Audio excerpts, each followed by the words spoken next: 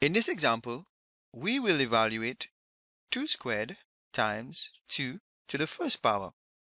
Well, I know 2 squared is equal to 2 times 2. And I'm multiplying, so I have my times. 2 to the first power, that is equal to 2. Here, I'm noticing that I'm multiplying 3 2's. So this is 2 to the third power. And of course, 2 to the third power is equal to 8. Because 2 times 2 is equal to 4. 4 times 2 is equal to 8. I could have also evaluated 2 squared times 2 to the first power. I notice I have the same base, which is 2. And since I'm multiplying, I simply add my indices, which is 2 plus 1. So I get 2 to the third. Of course, 2 to the third is equal to 8. So we notice here that once we multiply numbers with indices, once we have the same base, we can add the indices to evaluate our question. So 2 squared times 2 to the first power is equal to 8. And that is my answer. In this example, we shall evaluate 5 to the fifth power divided by 5 to the second power.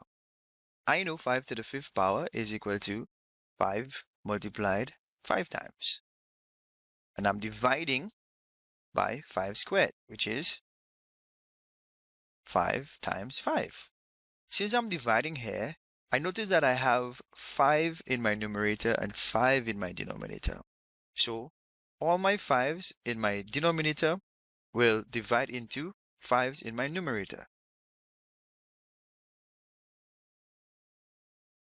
So I'm left with 5 times 5 times 5 over 1, which is equal to 5 cubed.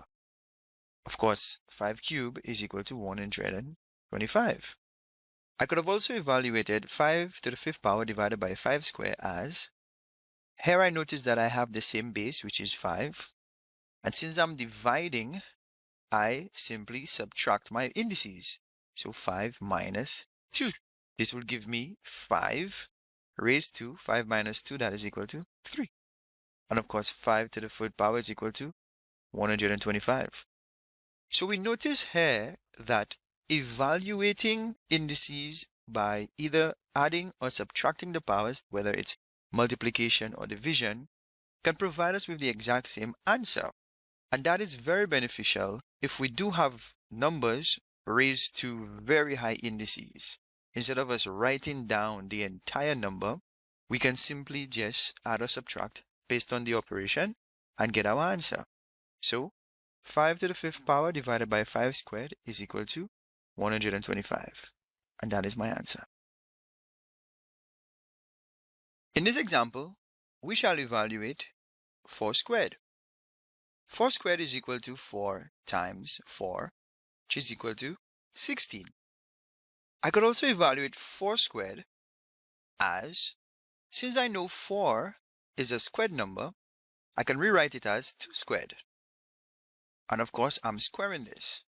Well, the law of indices states that once a number raised to a power is itself raised to a power, we simply multiply the powers. So 4 squared could be rewritten as 2 raised to 2 times 2, which is equal to 2 to the fourth power. And of course, 2 to the fourth power is equal to 16. Therefore, 4 squared is equal to 16. Answer.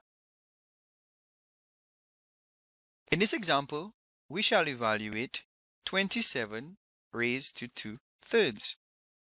The law of indices states that numbers raised to fractional powers undergo 2 operations. The first operation is performed by the denominator part of the fractional indice. The denominator tells us the type of root that our number will undergo. And the second operation is performed by the numerator of the fractional indice. The numerator part of the fractional indice tells us to what power we shall raise our term. So 27 raised to 2 thirds is equal to our first operation. We have 3 in our denominator, so we find the cube root of 27. And we have 2 in our numerator, so we raise our entire term to 2. Of course, we work what's in our brackets first. So the cube root of 27, that is equal to 3. And of course, we're squaring this. So 3 squared is equal to 9. Evaluating 27 raised to 2/3 is equal to 9. And that's my answer. In this example, we shall evaluate 16 raised to negative a half. Well, the law of indices states that once my index is negative, I can rewrite it as a fraction. So I have 1 over 16 raised to a half. The law of indices also states that numbers raised to fractional indices undergo two operations. So I have 1 over, my denominator is 2, so I find the square root of 16. And of course, my numerator is 1, so I raise everything to 1. Of course, raising any number to 1 is itself, so we don't need to have those brackets. So I'm left with 1 over the square root of 16. Simplifying my denominator, I have 1 over the square root of 16, that is equal to 4.